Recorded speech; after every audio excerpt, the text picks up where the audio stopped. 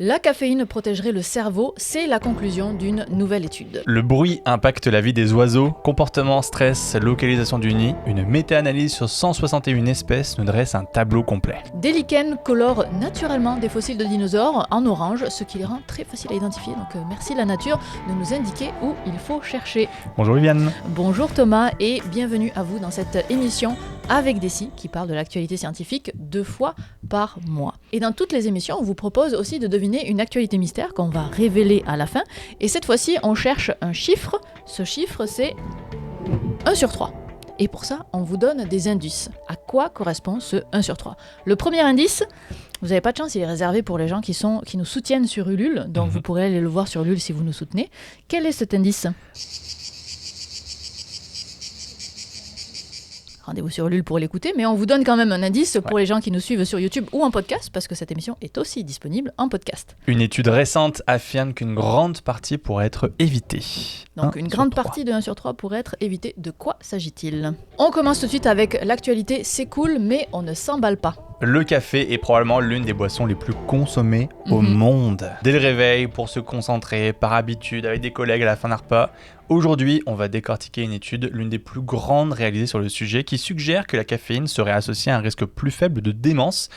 Mais comme toujours, on va nuancer tout ça. Ouais, parce que c'est une grande promesse que de réduire la démence. Ce qu'on appelle la démence, c'est l'ensemble des symptômes qui touchent les fonctions cérébrales, comme un déclin de la mémoire, du langage, du jugement d'un changement d'humeur, du comportement, de changements physiques aussi, comme une perte de coordination, etc. Il existe de nombreuses formes de démence, chacune avec sa propre cause, la plus fréquente étant la maladie d'Alzheimer. Et donc, si le café impacte ça, ça nous intéresse. Ouais, et ce qui donne du poids à cette étude, c'est son échelle. Elle repose sur 2 cohortes d'individus en bonne santé, provenant de 2 bases de données, la Nurses Health Study pour les femmes et la Health Professionals Follow-up Study pour les hommes. Les scientifiques ont réalisé une étude dite longitudinale, c'est-à-dire qu'ils ont suivi des individus pendant très longtemps, dans ce cas précis jusqu'à 43 ans de suivi. C'est presque une vie entière de données. Ouais, 43 ans, une étude longitudinale à suivre des mêmes personnes pendant 43 ans, c'est très long. C'est extrêmement long, c'est rarissime. Et parmi les 130 000 participants et participantes, plus de 11 000 cas de démence ont été observés, ce qui nous donne une très grande puissance statistique. Et alors, les individus ont dû mettre à jour leurs habitudes alimentaires tous les 2 à 4 ans. Ils remplissaient des questionnaires détaillés sur leur consommation de caféine, café, thé, soda, chocolat, etc., etc.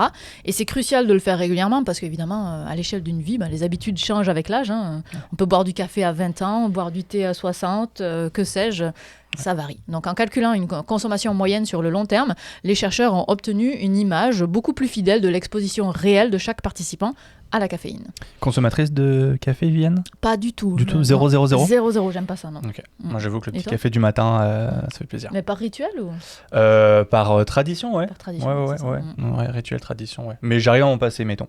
Ça fait 3 jours, je peux plus de café, puis je suis correct. Ok, ouais. Pas le cas de tout le monde. Pour mesurer les résultats, ils ont croisé 3 indicateurs. Évidemment, les diagnostics de démence via les dossiers médicaux, le déclin cognitif subjectif, c'est-à-dire la capacité des individus à percevoir si sa mémoire flanche, par exemple, et puis des tests cognitifs objectifs. Petit point méthode, ça on les aime bien ces petits points méthodos. On le disait, c'est une étude qui a commencé il y a environ 43 ans, donc une étude extrêmement longue, mais tous les participants n'ont pas été suivis durant une aussi longue période. Certains sont décédés, d'autres ont développé la maladie tôt, d'autres sont arrivés plus tard dans l'étude, etc. Donc les chercheurs ont utilisé une unité de mesure standard en épidémiologie qui permet de combiner le nombre de participants et la durée pendant laquelle ils ont été observés. C'est ce qu'on appelle l'unité de personnes-année. Ouais, alors cette unité-là, on l'explique parce qu'on va en avoir besoin pour la suite. C'est une façon un petit peu de normaliser, on va dire, le nombre de personnes par année. Donc c'est un peu pour avoir une moyenne par année, ce que ça donnerait. Je vous donne un exemple. Si on a 100 personnes qui sont suivies pendant 1 an, on va dire qu'on a 100 personnes année. Si elles sont suivies pendant 2 ans, si on ramène ça à une année, c'est 200 personnes année. Et si on les suit pendant seulement 6 mois, pareil, on le ramène à une année, c'est l'équivalent de 50 personnes année. Okay, donc ça nous permet vraiment de faire cette normalisation par année. C'est une manière de standardiser le risque dans le temps et ça permet de comparer de manière équitable des groupes, ceux qui boivent du café versus ceux qui n'en boivent pas. Même si le nombre de personnes ou la durée de leur participation varie légèrement d'un groupe à l'autre. Alors, résultat principal de l'étude. Si on prend toutes les boissons confondues, incluant le chocolat, donc vraiment la caféine, de manière générale, une consommation élevée de caféine est associée à un risque plus faible de démence. Dans l'analyse donc, sur la caféine totale, on passe d'environ 400 cas de démence pour 100 000 personnes années dans le groupe qui en consomme le moins, à environ 92 cas dans les groupes qui en consomment le plus. C'est énormissime comme différence. Ouais.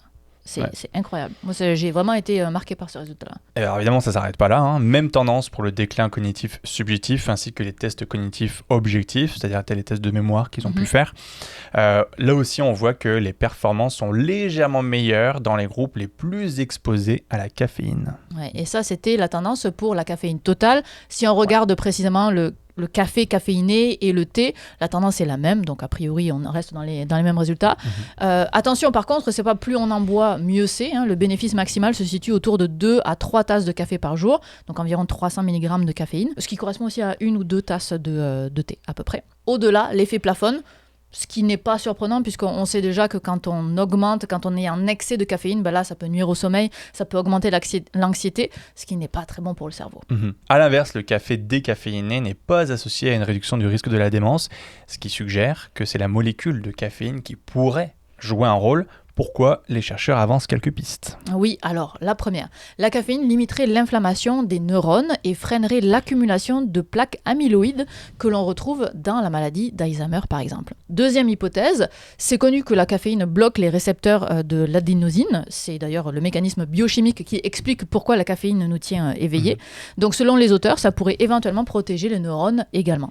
Mais tout ça, ce ne sont que des hypothèses évidemment. Ouais, et puis c'est une actualité, c'est cool, mais on s'emballe pas. Comme souvent, c'est une étude qui est observationnelle, ça veut dire qu'on observe une corrélation et non pas une causalité. Donc on ne peut pas affirmer que c'est le café qui protège le cerveau ou qui empêche le développement de la maladie. On peut seulement dire les deux sont associés. Donc on ralentit un peu sur les conclusions. Et encore une fois, j'ai pu lire en faisant nos recherches que des médias s'étaient un peu emballés et titraient qu'on avait trouvé un remède contre la démence. On n'est clairement pas rendu là. On va se calmer le pompon. Encore une fois. Oui, puis il y a aussi ce qu'on appelle la causalité inverse. Peut-être que les gens qui commencent à développer une démence arrêtent naturellement de boire du café parce qu'ils ne la supportent moins bien, que sais-je. Et donc ça pourrait biaiser les résultats éventuellement. Et une autre limite importante, c'est le biais de représentation dans l'échantillon composé uniquement de professionnels de la santé.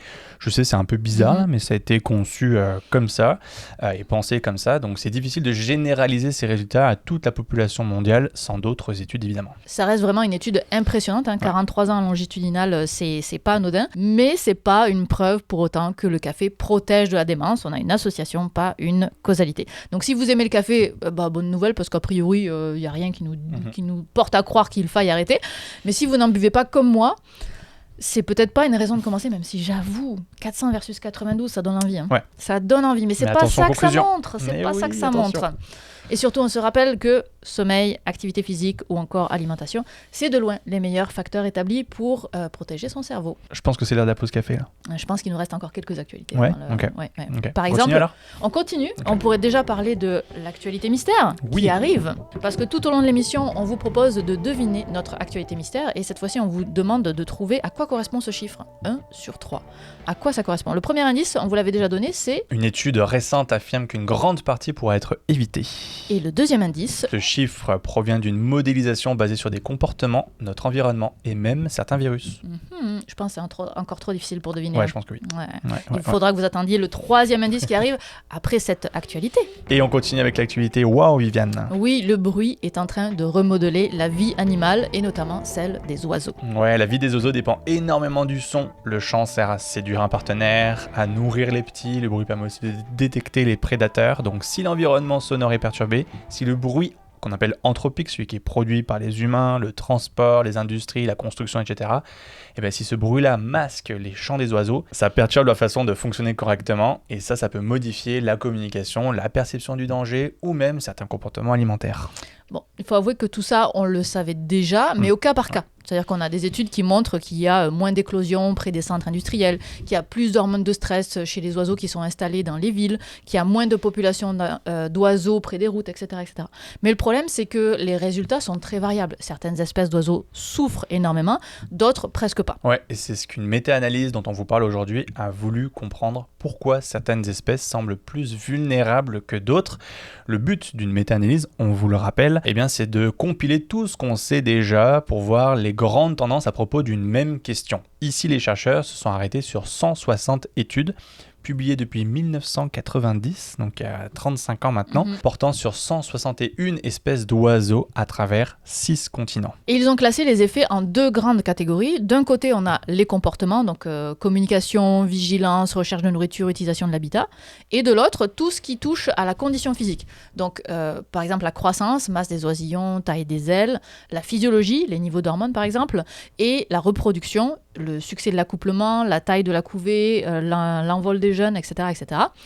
Alors, qu'est-ce que ça donne côté résultats ? Parce qu'il y a beaucoup de résultats, par exemple. Là, dans une méta-analyse, il y en a vraiment beaucoup. On vous résume tout ça. Plusieurs choses. D'abord, sans surprise, le bruit est globalement associé à des effets négatifs sur la reproduction qui affectent tout le cycle, de la formation du couple à la survie des œufs jusqu'à l'envol des jeunes. Ensuite, le bruit augmente considérablement les comportements de vigilance, potentiellement au détriment du temps passé à se nourrir. Les oiseaux surveillent davantage leur environnement, probablement parce que le bruit masque les signaux de danger. Et puis, l'exposition au bruit entraîne des changements dans les concentrations hormonales, notamment la corticostérone. C'est l'hormone du stress, et ce qui suggère un état de stress chronique pouvant affecter le système immunitaire et également le métabolisme. Oui, et l'étude ne s'arrête pas à une vision globale parce que selon les espèces et les contextes, l'intensité de ces effets varie. Donc les chercheurs ont regardé quels traits rendent les espèces plus vulnérables, et là on voit apparaître des tendances intéressantes. Premièrement, la hauteur du nid. Les espèces qui nichent près du sol semblent être plus impactées par le bruit, probablement parce que la végétation au sol est moins dense et donc ça atténue moins le bruit. Alors que le feuillage dense des arbres en l'air agit un peu comme un écran acoustique. Ensuite, on a le type de nid. Intuitivement, on pourrait penser que les nids qui se trouvent à l'intérieur des arbres, dans les trous, sont plus protégés que les nids qui sont ouverts dans le feuillage, mais ce serait plutôt l'inverse qu'on observe. Et les auteurs avancent une hypothèse. Ouais, selon eux, les oisillons et les embryons dans les trous des arbres se retrouveraient piégés dans une sorte de chambre de résonance. Ils seraient incapables de s'éloigner de la source sonore. Ils subissent un stress acoustique constant qui nuit à leur développement physique, alors que les espèces qui utilisent des nids qu'on dirait ouverts, eh bien, modifient beaucoup plus leur comportement en fuyant les zones bruyantes, par exemple, probablement parce qu'elles ne ressentent aucune barrière physique contre le son. Ça reste une hypothèse quand même. Côté alimentation maintenant, les espèces omnivores, donc qui mangent de tout, sont également plus résilientes en termes de croissance, parce qu'elles sont simplement capables de changer de source de nourriture pour compenser les perturbations dans la recherche de nourriture causées par le bruit. Et dernière surprise, le chant. Il semblerait que les espèces avec un chant plus long soient moins impactées. Ça paraît logique parce qu'un signal plus long a statistiquement plus de chances d'être entendu, d'être détecté. Donc d'être moins impacté par le bruit, ça permet donc de communiquer plus facilement les besoins alimentaires par exemple. Alors attention par contre, même si c'est une grosse méta-analyse, il y a quand même quelques limites, hein. On fait attention à toujours les rappeler. Beaucoup d'études viennent de l'hémisphère nord, notamment de l'Amérique du Nord et de l'Europe, donc on manque un petit peu d'informations sur le reste du monde, et certaines familles d'oiseaux sont donc surreprésentées. Donc il faudrait davantage de diversité d'études pour avoir un portrait, en tout cas à l'échelle internationale. Mais ce qu'il faut garder en tête dans cette étude, c'est que le bruit, c'est loin d'être anodin. Il y a un enjeu de conservation parce qu'il peut modifier l'usage de l'habitat, il peut forcer des espèces à se déplacer, créer de nouvelles compétitions et avoir un impact sur des populations entières. Et sinon, moi, cette actualité-là, elle m'a fait penser à une vidéo que j'ai vue sur Vox il y a de nombreuses années, sur la chaîne YouTube, sur le bruit anthropique, encore produit par les humains, sur les espèces sous l'eau. Et c'était très intéressant, donc on met le lien dans la description si jamais vous voulez approfondir le sujet, non plus avec les oiseaux, mais avec les espèces aquatiques. Genre l'impact du bruit sur les poissons, les baleines. Oui, exactement, qui viennent des bateaux, puis à quel point le bruit a augmenté dans les dernières années, décennies. Même. Cette émission est financée grâce à Stup Media qui nous ont donné une subvention pour 6 épisodes, donc pendant 3 mois, nous sommes financés à la hauteur de nos dépenses. Et si vous ne connaissez pas Stup Media, c'est un collectif de journalistes souhaitant assurer l'accès à une information gratuite sans publicité ni placement de produits. On vous met le lien vers leur site web en description. Cela dit, l'idée derrière cette subvention, c'est d'avoir 3 mois de répit financier pour justement vous convaincre de nous soutenir sur Ulule. Leur espoir, et le nôtre aussi, c'est qu'une fois la subvention terminée, on soit indépendant financièrement. Et d'ailleurs, on voulait vous remercier à ce sujet parce que depuis la dernière vidéo, on a quasiment rempli le premier objectif qui est de financer au strict minimum une émission par mois. C'est-à-dire Marianne, la monteuse, est payée, Thomas est payé, sous-payé même je dirais, et moi je suis bénévole. Et donc là, on a quasiment fini de financer une émission par mois. Donc l'objectif suivant, c'est d'arriver à financer les 2, encore une fois, au strict minimum. Et l'objectif encore d'après, c'est d'arriver à payer Thomas correctement et que je me paye, mais on n'y est pas encore. Donc on vous remercie parce que ça nous donne énormément d'espoir dans la suite des choses, parce que c'est vraiment une émission qui aujourd'hui ne dépend que de vous. Et d'avoir autant votre soutien, puis tous les beaux commentaires que vous nous envoyez, vraiment ça nous fait un grand plaisir. Donc merci à vous. C'est pour de vrai que c'est grâce à vous que cette émission existe. Et merci beaucoup à Stump Media de nous soutenir pendant ces 6 émissions. 6 émissions de répit financier, c'est énorme déjà. On a fini l'année dernière en gros négatif. Donc c'est bien d'avoir cette pause-là, le temps de convaincre le plus possible d'entre vous de nous soutenir également. Cela dit, votre santé financière est plus importante que la nôtre, donc ne nous soutenez que si vous le pouvez. Vraiment, j'insiste là-dessus, votre santé financière est primordiale. Et si jamais vous ne pouvez pas nous soutenir et que vous souhaitez quand même le faire, partagez la vidéo. Vraiment, il n'y a rien de mieux que ça, parce que plus il y a de vues, plus on a de soutien. C'est vraiment majeur d'arriver à partager la vidéo. Ça nous fait, c'est un cercle vertueux qui est merveilleux. Donc merci à vous, soit pour vos dons, soit pour vos partages, soit pour les deux. Merci beaucoup. On vous rappelle que tout au long de l'émission, on vous propose de deviner notre actualité mystère. On cherche un chiffre qui est 1 sur 3. À quoi ce chiffre correspond-il ? Nous avons des indices pour ça. Indice numéro 1, une étude récente affirme qu'une grande partie pourrait être évitée. Donc 1 sur 3 pourrait être évité. Indice numéro 2, ce chiffre provient d'une modélisation basée sur des comportements, notre environnement et même certains virus. Et indice numéro 3, ce chiffre concerne une maladie, ou plutôt des maladies, puisqu'il en existe plus de 200 types différents. Ça chauffe, ça chauffe. Moi, là, j'avais compris. Ouais, ok. Ouais, moi, quand j'ai lu ton texte, j'ai compris à cet indice-là. Parfait. Mais c'est pas facile, hein. Non, c'est franchement, pas facile. Les indices, ils sont hardcore. Hein. Ah ouais. Je sais pas qui les a écrits, franchement, mais... Mais après, si c'est trop simple... oui, c'est sûr. Et on termine avec une actualité photo-scientifique du mois, Viviane. Oui, au début de chaque mois, on vous propose 4 photos sur Ulule, si vous nous soutenez, sans aucune indication, et on vous propose de voter pour la photo scientifique du mois, et on vous donne la réponse dans cette émission. Et les 3 autres photos, on vous explique ce que c'est sur Ulule également. Et pour le mois de mars, voici celle pour laquelle vous avez été le plus nombreux à voter. De quoi s'agit-il, Thomas ? Alors la couleur orangée qu'on voit sur cette image, c'est celle de lichen, notamment l'espèce Rusavska elegans, on vous écrit le nom, qui servirait d'indicateur biologique pour localiser des fossiles de dinosaures. La recherche a été faite dans les Badlands, au parc provincial Dinosaur en Alberta. C'est un des sites fossiles les plus riches au monde, avec des dépôts vieux d'environ 75 millions d'années. Et ils ont remarqué une forte association entre la présence de cette espèce de lichen et la densité de fossiles de dinosaures. Ça fait plusieurs fois qu'on parle de ce parc Dinosaur en Alberta. Tu y es déjà allé ? J'ai déjà été, ouais. Ouais, c'est bien ? Ouais, c'est super beau. C'est très impressionnant. Très impressionnant. Ouais, c'est quoi ? C'est parce que c'est grand ? C'est très grand, c'est très vaste, il n'y a pas grand monde à part les scientifiques, puis c'est super beau. Ouais. Ces lichens colonisent préférentiellement les os de dinosaures plutôt que la roche environnante. Ça pourrait s'expliquer par le fait que les os sont poreux, donc capables de retenir l'humidité, avec une composition minérale riche en nutriments. Et dans cet environnement semi-aride comme les Badlands en Alberta, ça peut faire toute la différence pour un lichen. Ouais, et puis le côté surprenant de cette recherche, c'est qu'on ne détecte pas directement les fossiles, mais la vie qui pousse dessus. On peut identifier des zones avec des fossiles à partir de la coloration des lichens qui vont contraster avec celle des sédiments ou des roches environnantes. Et grâce à des drones qui sont équipés de capteurs et également des algorithmes de classification, les chercheurs sont capables de rechercher automatiquement des zones riches en lichens et donc potentiellement des fossiles, y compris dans des terrains difficile d'accès. Voilà pour la photo du mois. Merci encore à ceux et celles qui ont pris le temps de voter. Et rendez-vous sur Ulule pour voter pour celle du mois prochain, celle du mois d'avril, et découvrir les 3 autres qu'on n'a pas eu le temps de couvrir aujourd'hui. Alors, aviez-vous trouvé la réponse chez vous de l'actualité mystère ? J'avoue, c'est un peu difficile cette fois-ci. Elle est un petit peu intense, celle-là. Elle est un petit peu difficile. J'y suis allé un peu fort. Ouais. Alors, de quoi s'agit-il ? Plus d'un tiers des nouveaux cas de cancer dans le monde seraient potentiellement évitables. On parle ici d'une étude publiée dans Nature Medicine qui estime qu'en 2022, environ 7 millions de diagnostics sur les 18 millions de nouveaux cas de cancer étaient liés à des facteurs de risque dits modifiables, c'est-à-dire des facteurs sur lesquels on est capable d'agir. Un tiers, c'est énorme.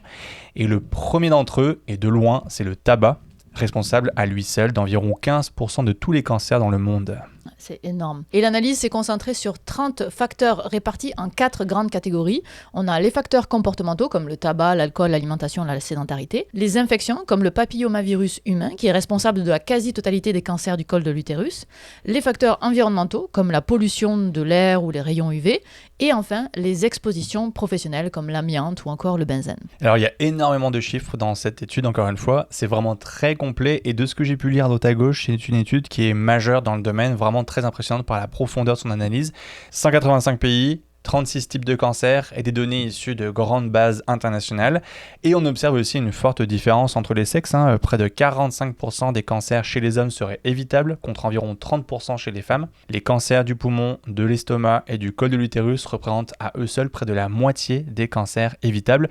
Mais le profil de risque dépend beaucoup du niveau de développement du pays. Dans les pays riches, le tabac domine très largement, alors que dans les pays ou dans les régions à revenus plus faibles, ce sont plutôt les infections qui jouent un rôle majeur. Ouais, les auteurs insistent sur un point important, la prévention reste l'un des leviers les plus puissants contre le cancer, vaccination contre le HPV ou l'hépatite B, politique anti-tabac, lutte contre la pollution, autant de mesures à prendre en compte dans la lutte contre les cancers qui doivent donc venir de nos gouvernements. Effectivement, et je précise quand même que c'est une modélisation qui est basée sur des statistiques, donc ce n'est pas une observation clinique patient par patient. C'est bon de le préciser, ce sont donc des estimations qui reposent sur des données parfois inégales selon les pays et également ça se base sur des hypothèses, notamment sur les délais entre l'exposition aux facteurs de risque puis ensuite le diagnostic du cancer. Donc c'est très difficile d'attribuer un cancer à un facteur unique, sauf dans certains cas spécifiques, notamment pour le cancer du col de l'utérus avec l'infection à certains virus. Donc le chiffre de 1 sur 3, c'est plutôt un ordre de grandeur. C'est important d'apporter cette petite précision. Alors on s'entend que c'est une actualité qui est loin d'être rigolote, mais qui permet de rappeler que la bataille contre le cancer avance et qu'il y a régulièrement de nouvelles avancées dans le domaine de la recherche qui sont très prometteuses, notamment dans le domaine de l'immunothérapie. On en entend beaucoup parler ces dernières années de ce domaine-là. On espère que cette édition vous a plu. N'hésitez pas à nous donner vos commentaires, ça nous intéresse, on les lit toujours. Et n'hésitez pas à nous soutenir également, vous l'avez compris, cette émission ne dépend que de vous. On va débriefer l'émission juste après, ce sera disponible sur Ulule pour ceux qui nous soutiennent. Et sinon, on vous laisse avec 3 choses à aller voir. La dernière vidéo de Syllabus qui parle de l'impesanteur, une vidéo à ne pas louper qui est incroyable. Allez la voir. Notre dernière émission d'actualité scientifique, on discute de microbiote et d'ivresse, de cartes du dessous de la calotte glaciaire de l'Antarctique, de la vache Queen Veronica qui se gratte, sans oublier l'actualité mystère évidemment. Et bien sûr, n'hésitez pas à suivre Thomas pour plus d'actualités scientifiques, notamment sur sa chaîne Twitch Science à la carte et sur ses autres plateformes. On vous remercie. Dites-nous en commentaire quelle actualité vous a le plus marqué et on vous retrouve dans 2 semaines. Bye bye. Moi, pour le débrief, tu vois, ce qui m'a marqué, c'est surtout dans cette dernière actualité sur le cancer, où tu dis qu'on avance beaucoup sur l'immunothérapie. Dans tous les facteurs qu'on a listés, moi, ce qui me marque, c'est à quel point la politique est importante. Parce que la médecine ne peut pas tout faire.